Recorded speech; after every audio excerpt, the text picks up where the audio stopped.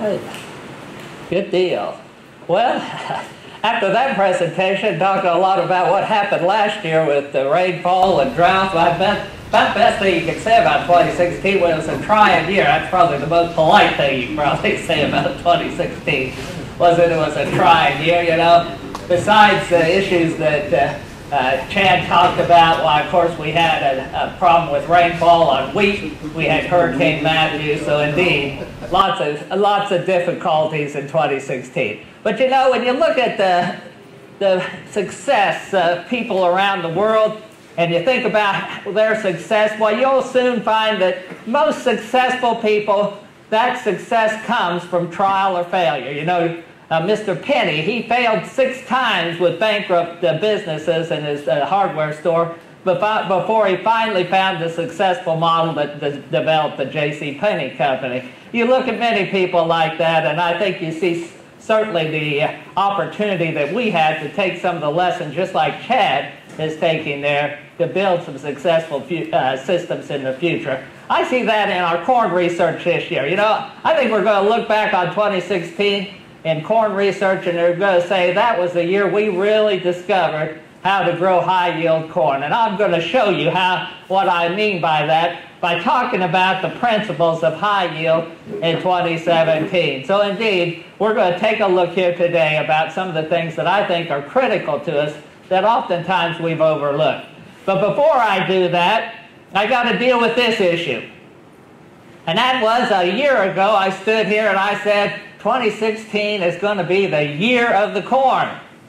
And I gave you some parameters for why I thought it was going to be the year of the corn, and gave some standards by which we were going to measure the year of the corn. I said we were going to have 115 bushel statewide average, and I said somewhere in the state we're going to find some 400 bushel corn. Well, I don't know, you probably read Southeast Farm Press by now, so let's just take a look and see whether this is going to be the thrill of victory for me here today or the agony of defeat. But you probably know it's going to be the agony of defeat, isn't it? Because we did not have 150 bushel statewide average yield. We set a new record statewide. We had a good corn crop, but we did not set a record 150 bushel, nor did we have a 400 bushel corn yield in North Carolina. We did have on the research station, and we did celebrate it at the commodity conference, although many missed that.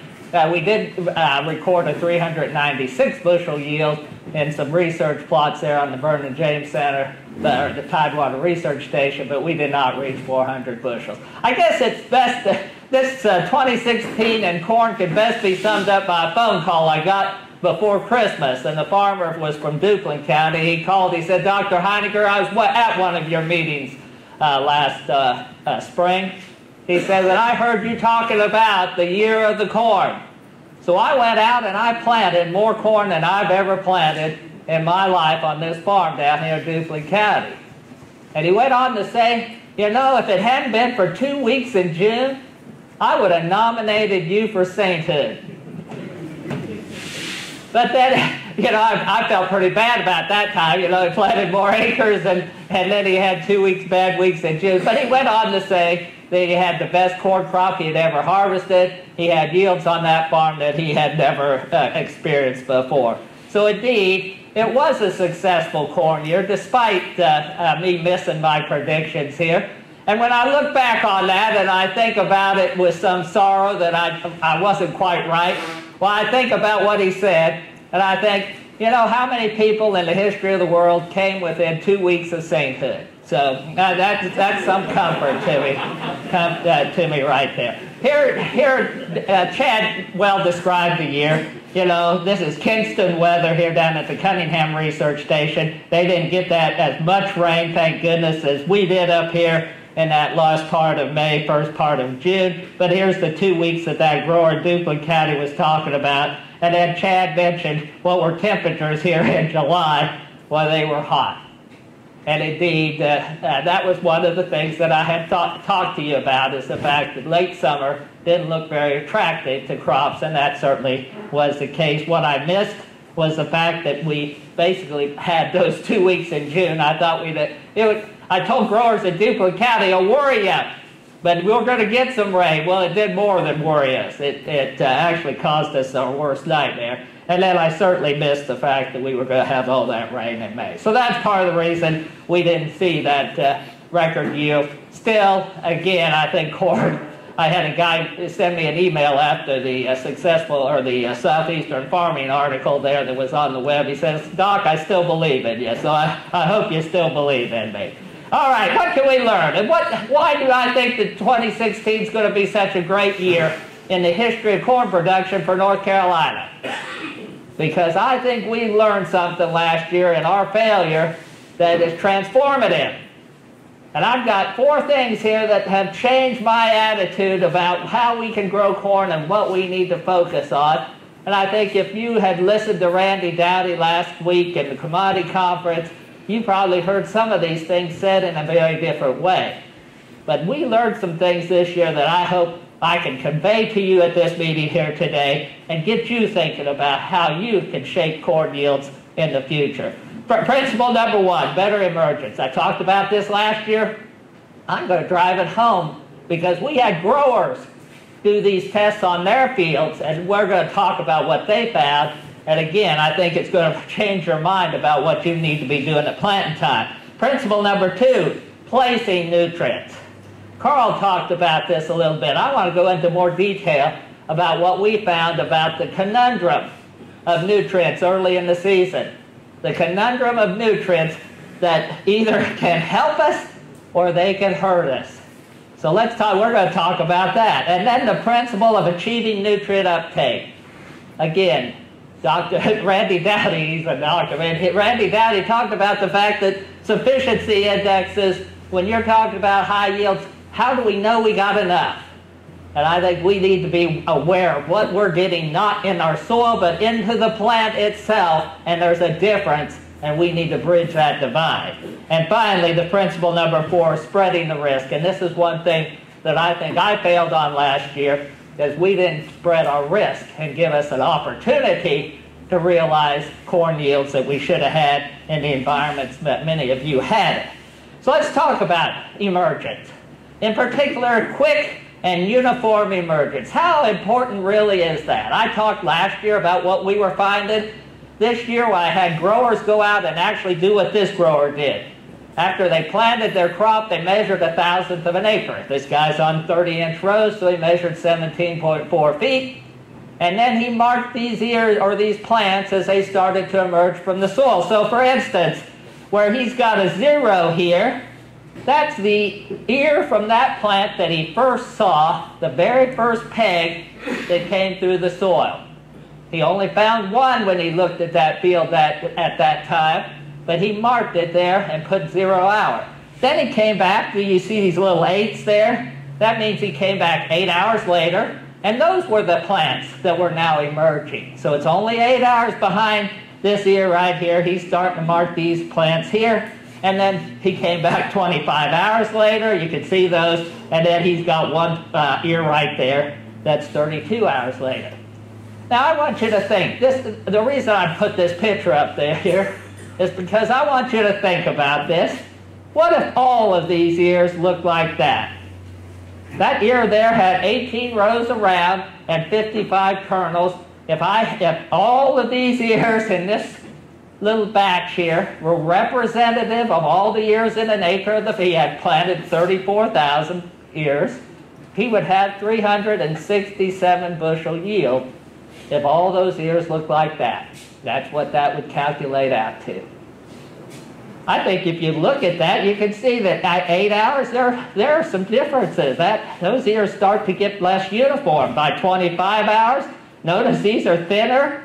Sometimes they're not even well filled out. You can see very visually here how these ear types are changing with the emergence time of these plants. Guys, this is very, very critical to us. It turns out that your best day of the year better be the day you plant in corn.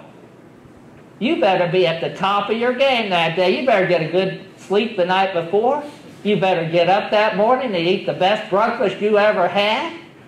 and you get out to that tractor, you better be just like those players going on to that Super Bowl championship field. You better be ready to get it done.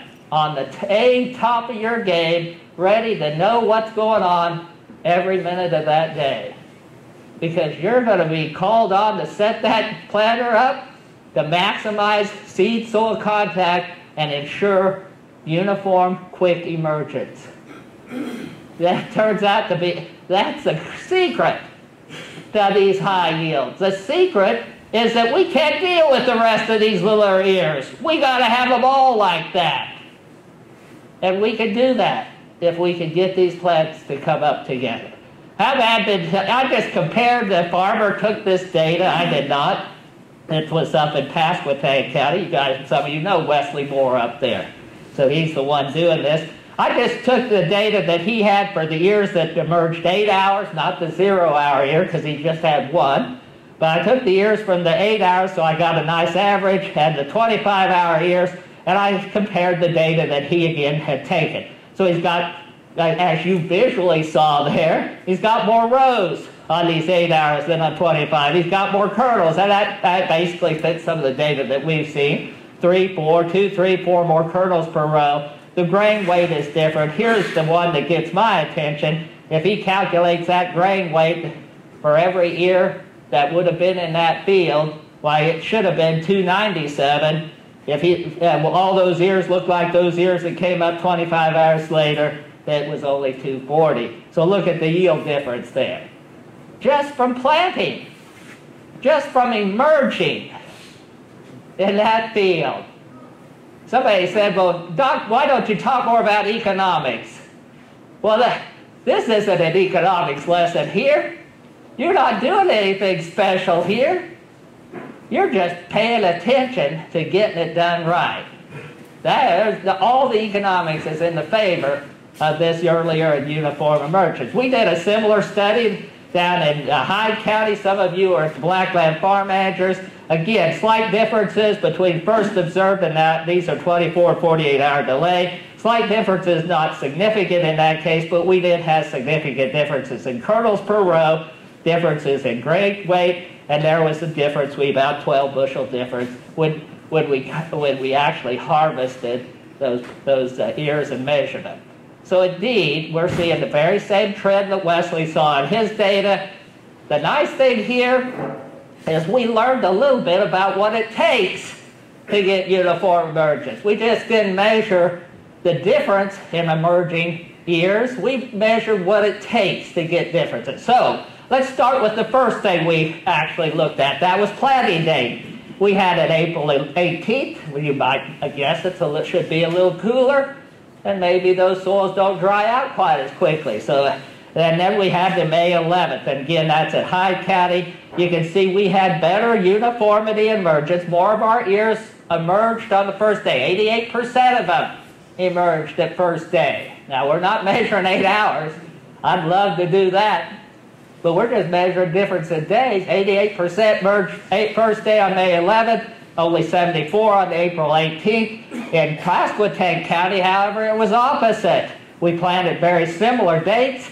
The difference there is we had a very heavy packing rain on that May 11th. Right about 1 day later, we had a very heavy rain that sort of crusted our surface and affected our emergence. Guys, the kind of weather at planting date does make a difference is the point I've got here. And indeed, it makes then a difference, somewhat of a difference in yield. You need to make sure that you're putting that planter in the field and planting that field under best conditions, and your outlook is good for the next couple, 3 days, so that you can ensure that that weather is ideal for getting that plant up. Kevin Matthews talked about this last week, and he talked about his 320 bushel yield that he got, and very consistent. He actually had 2 or 3 entries for 300 bushels this year. He talked about, when I go in the field, I want that seed-soil contact. I want to ensure that that plant's going to come up. So planting date makes a difference. How about seeding depth? I talked about this last year. And again, we saw the very same trend, Hyde County, Pasquotank County. More emerged uniformly from planting deeper than when planting shallow, and you can see we're getting very similar differences in yield. Now, Andrea Gibbs did a nice study last year at the Blackland Farm Managers where she actually planted at different planting depths, anywhere from I think she had an inch was the shallowest, all the way down to 3 inches, or maybe deeper. And what she found, or the data indicated, there is a very narrow zone that planting should be done at. In other words, going just deeper is not the answer. You need to fit the depth to the conditions, the soil type. But when you got a question and you're saying, gosh, I've got this seed in there, should I go deeper, a little shallower? Err on the side of a little deeper when you got a question at planting time. So indeed, guys, seeding depth is very, very important to this uniformity emergence. How about hybrid? Well, we talked last year about the fact that there was some difference between 1319 and Pioneer 1456. This year, with these two hybrids, were much closer in early emergence vigor ratings, and we didn't get as much difference. And this Hyde County study, Pioneer 1319, did better, but there was no significant difference in the Pasquotank location. Hybrid, I do think, makes a difference to you, and our data seems to indicate that. But it's still some question in my mind how to pick the right one, and we're still trying to figure out if we can rate these hybrids from these OVT trials to help you do that.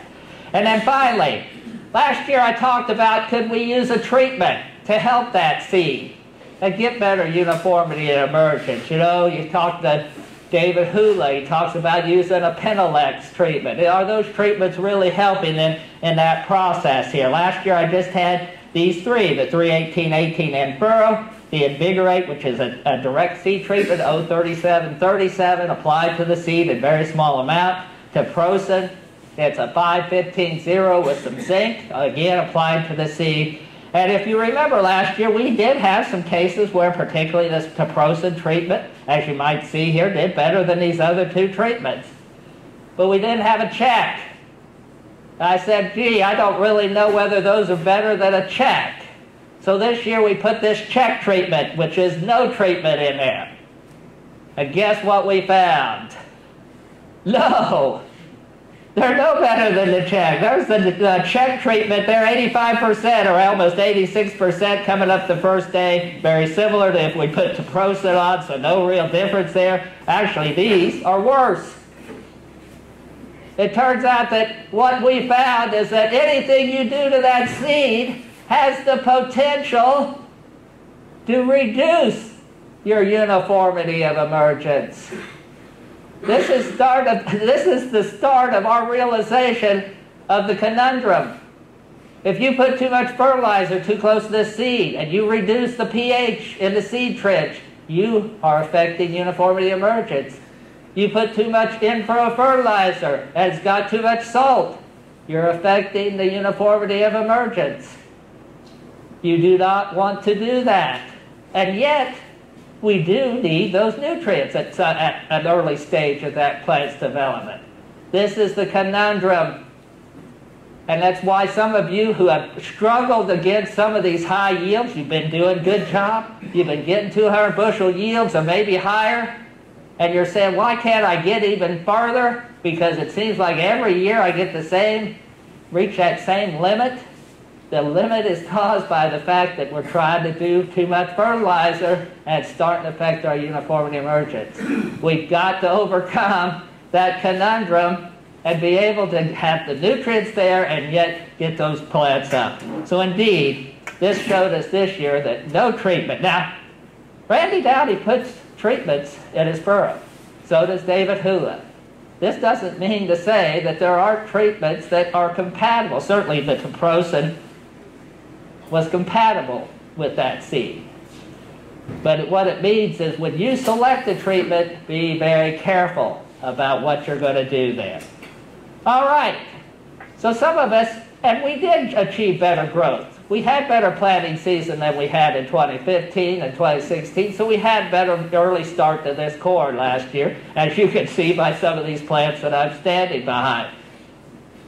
But how can we overcome this problem of nutrients in the seed zone because we do need that growth. We need that small plant to take up those nutrients.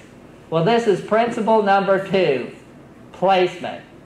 We need to be very careful about how we're placing nutrients, and we come up with some interesting things to adjust our use of nutrients at planting time.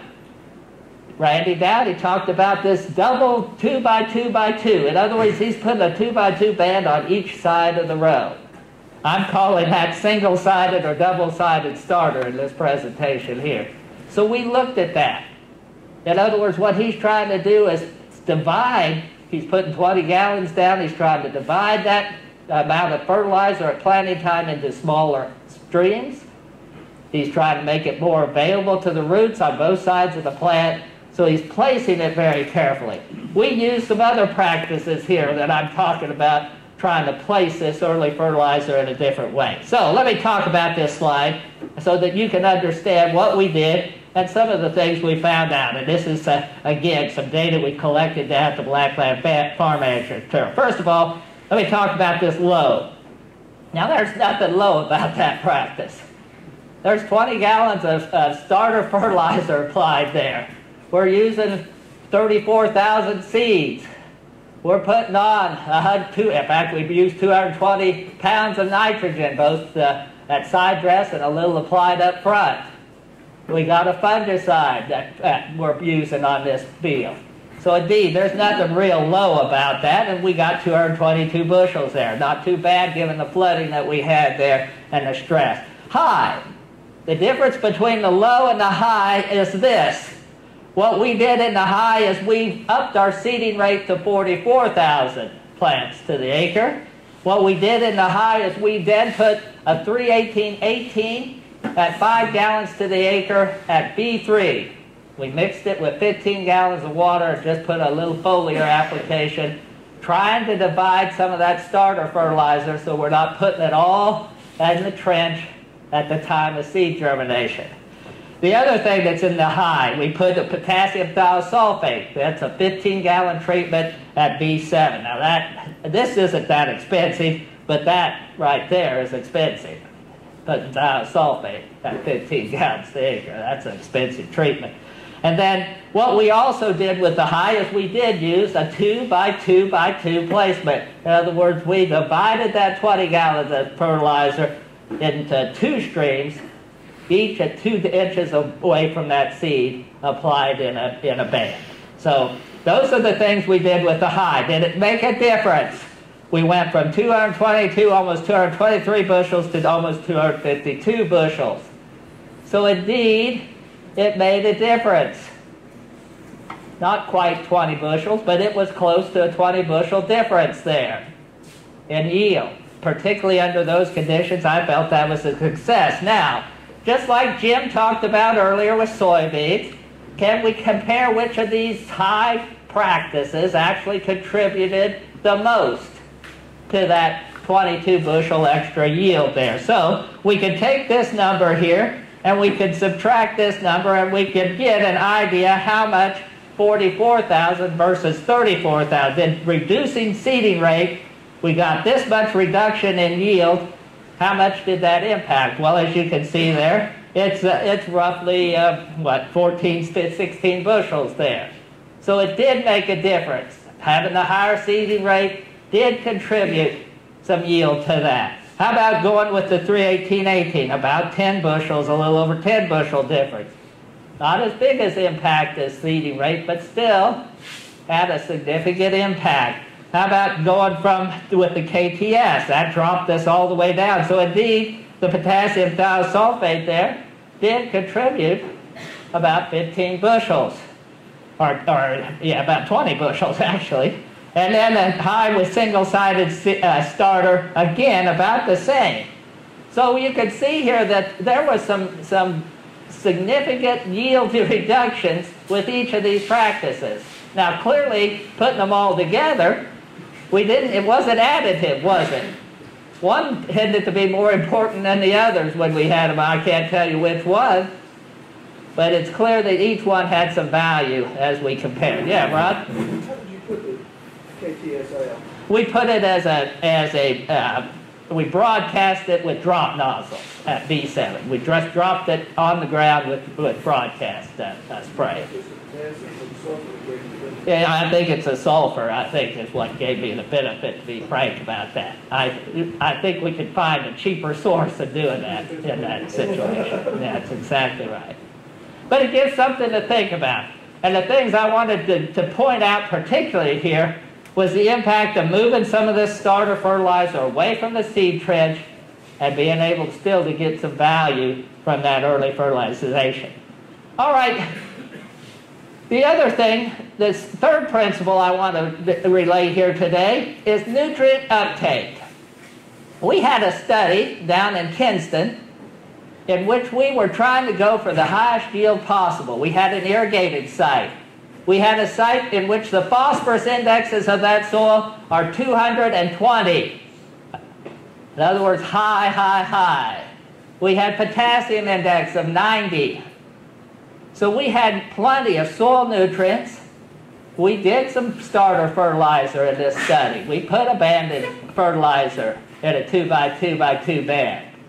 So we did about everything we thought we could do right to achieve highest yields, and we got yields in the range of 220 to 230 bushels, but certainly nothing in the range of 300, which would have been appropriate for the type of nutrients and water that we had at this site. So we wanted to know, why did we fall short? What about this crop made us fall? You know, you talk about the law of the minimum. What was our limiting factor that caused us not to have maximum yields? Well, what we found was interesting, given what we knew about the soil test. Take a look at these leaf samples here. These are tissue samples taken at B6, silking, dent, and maturity. Here's nitrogen in this little square right here. We had good, I said we put plenty of nitrogen here. We had good nitrogen. Those little gray boxes are sufficiency levels. Those are what the lab would tell you was what was needed to have in the tissue to have maximum growth and yield potential. So those are sufficiency levels. You see, we had plenty of nitrogen early, but what happened after silking? Our tissue nitrogen's falling off. We're seeing this a lot in these high yield plots. As we try to push yield, we get good early growth. We get all those big tall plants like these plants that I'm standing in front. I'm 6'1". That plant's 12 foot tall right there. We get all this good early growth, and guess what happens? That nitrogen, we're just not supplying enough nitrogen over time. No wonder our grain weights are falling off and our yields are limited. So that's a problem. But here's the problem that I think got me even more concerned about our current systems. This is phosphorus, leaf phosphorus. There's sufficiency levels. There's the level of phosphorus we had in our leaf tissue. All the way at B6, we're underneath sufficiency. And yet we had the highest phosphorus level in the soil that I've seen in many cases. What in the world is going on here? Why am I not picking up phosphorus into the plant like I should be? Well, here's the story right here. This is boron. Guys, we've talked about zinc being important for phosphorus uptake, but there's other elements as well, boron being one. And we're seeing a lot of tissue samples coming back indicating we're slow on boron. The point I'm making here is that we can't raise yield levels until all their nutrients, macro, micro, and otherwise, are sufficient so that each are working together to provide enough nutrients into that plant to sustain the higher yields that we're looking for. You should be understanding how your plants are taking up nutrients. If it's taking a tissue sample once or twice a year or whatever it is to give you an idea, am I actually taking up all the money I'm putting in that fertilizer? Is it actually getting into my plant? Now here's some evidence that suggests it isn't. These are tissue samples sent to the state lab. 839 tissue samples sent to the state lab this year, looking at deficiency problems in corn. Take a look at what we see here. For instance, there's phosphorus. Low, there were 3 of these 839, 300 were low, 51 deficient, a total of 42% of those samples came back low or deficient in phosphorus. Do you really believe this state is under-fertilized and that much in phosphorus? No, I do not. We got soils rich in phosphorus. We put on more phosphorus. But why isn't these plants taking up phosphorus? Well, let's take a look at the other nutrients that are low. Magnesium, 26%, low or deficient. Here's a good clue. I said zinc was important in phosphorus uptake. 25% of our tissue samples are deficient in zinc. And I mentioned boron, 26% of those samples deficient in boron. This is why we're not taking up phosphorus. This is what you need to be concerned about this year. This is one good lesson from 2016. Know that it takes a balanced approach from nutrients to get what you got in your soil into that plant. And know whether you got everything you need to accomplish that trick. I would particularly pay attention to these nutrients we just looked at. Boron, zinc, magnesium, and phosphorus in your soil test and in your management system this year. So those are issues, I think, that are holding us back from maximizing our high yield. Finally, what else can we do to assure ourselves a better yield and turn all of this growth that you see here into yield? This field yielded, by the way, in the 270 bushel range. Again, it should have yielded 300, given the fact we had irrigation here, plenty of nutrients, and really the weather wasn't that severe at this site. How can we turn this yield, this growth, into yield? Well, let's remember what the old maxim is. Maximum yield is when we capture as much sunlight as we can for as long as we can with the least amount of stress. Stress, we have to reduce the stress on our crop. When is it critical that we reduce that stress? It's critical that we avoid stress right here. Around tassel time, B10. B10 is a plant that's about this tall on me. BT is tassel, R1 is brown silk. I've shown this slide before. What happens to plants that get stressed at different times during the growing season? How do they respond to that stress? I think if we learn this, we learn some things that we need to be concerned about. If we stress the plant at B5, or even up into V7, the primary response of that plant is to get shorter. There's this height of these plants at tassel time. Here's the check right here. That's a check plot. So you can see these plants got shorter. It reduces their height. Now, that's bad from the standpoint of maximizing light intake, and so we do get some yield reduction. But it's good from the standpoint of reducing stress later in the season because we don't transpire as much water later. So an early stress is much better for our corn than a later stress because it actually helps that plant sort of tolerate stress later in its growing cycle. Now, when we get stress at V10 or VT or into silking, those plants are already tall. You take away some of their leaf area, or you stress that leaf area by burning it or causing it to roll. And what happens? You got all this transpiration surface. You lose all that water, and you lose your yield very quickly then. So indeed, differences in timing are critical. This is what happened last year. Here's planting corn in the middle of April. Here's when it silked, which was right, in this case, again, I'm using Kinston weather, but look where she silked. Right in the middle of the hot 2 weeks of the growing season. You know, I said last year you'd have to help me make this 2016 the year of the corn, didn't I? And what was one of the things I asked you to do last year? Plant early. I said plant early in 2016. What if I'd have planted this corn just 2 weeks early? This silking would have been right there, and I'd have had rainfall. And indeed, it would have made a difference in my yield. So timing is very critical to your success in this. Timing is dictated by your planting date and your maturity of that hybrid there. Now, there's a good story to go along with this. I was called to a farm field south of Goldsboro. And this was at harvest time. And the farmer was actually devastated because when I got there, his corn looked a lot like this corn that I showed you earlier. His corn had been tall. He had cobs on those plants that were that long, but he had very few kernels on those cobs. That wasn't even worth putting a combine in the field to harvest that thing, and many of them were like Chad said. They had ear rot, charcoal rot. There was lodging starting to go on. Just as Chad showed you in that field. Now, a half mile away from where he showed me that field, he took me to another field. It was a hybrid with a different maturity, a little later maturity actually.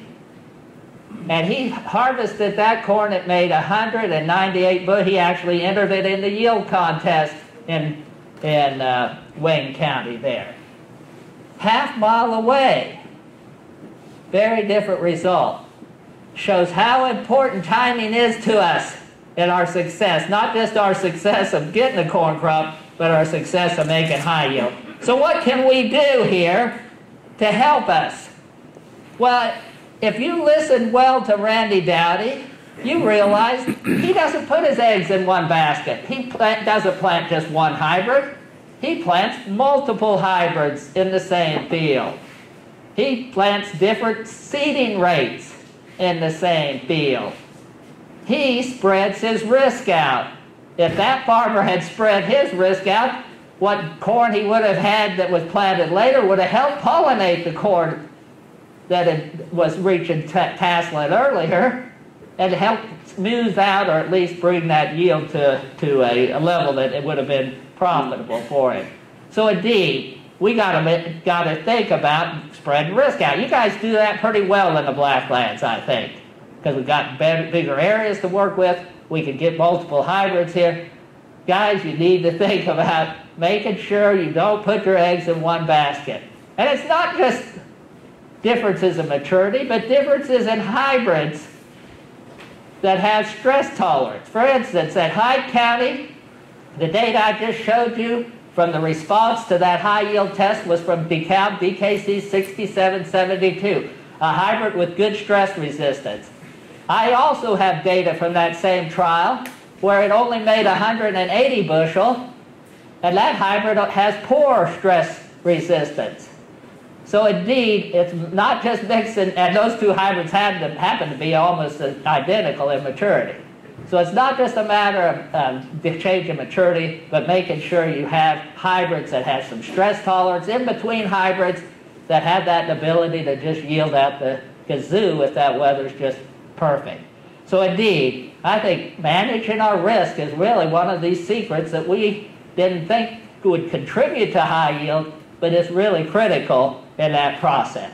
All right, so we've got 4 principles here that I think if we can incorporate can change our process. So what should our process look like here in 2017? Well, here's the forecast here. We're in a different system, and so a forecast looks differently. Again, I put this forecast together in the fall, so that about September is when this first was talked about at some of our week meetings. And I said, changes in the Bermuda High concept of La Nina. Last year was a very strong El Nino. We've seen that change go very rapidly here over the summer, and we're now in a very different pattern for 2017. So we need to realize that. I said this would indicate drier, warmer weather. Now this happened just as Hurricane Matthew came through. Right after Matthew, indeed, what happened to our rainfall? It dried up, didn't it? Got warm. We had pretty good wheat planting fall. That's exactly what this forecast foretold, was a good wheat planting fall. Then I said we'd get colder weather into January and that'd last into March. It's certainly gotten wetter, hasn't it? It hasn't been as cold perhaps as I might have foreseen in September, but my granddaughter got all upset because we didn't get any too much snow out of this last one. I said, just wait, honey, another one's coming. And that's exactly what's going to, another one's coming. So indeed, that's the kind of weather you're looking at here. Then it's going to warm up. Typically a La Nina has a drier spring period. And with the way the high pressures are working right now, we're in for a warmer, drier March and April, certainly much drier than it was in May from last year. In fact, I'm really worried we're going to have a very dry May and early June. So much different weather than we had in May of a year ago. We're looking at a very dry May period here. So that's where I'd watch out. I'm a little concerned about that. I'm concerned about planting early this year. Because when did I just show you you're going to have silking happen? If you plant in the end of March or the first week in April, you're going to silk that first week in June, right when that dry weather is got its longest run. So I'm concerned about that. So watch out. I would tend to plant a little later than I forecast last year. Planted in late April or early May, even if I think some of our best planting dates will be late April, early May. And then I think the other thing that's going to change is very cool, moist conditions in July and August. This is a great late summer forecast. So that's a situation.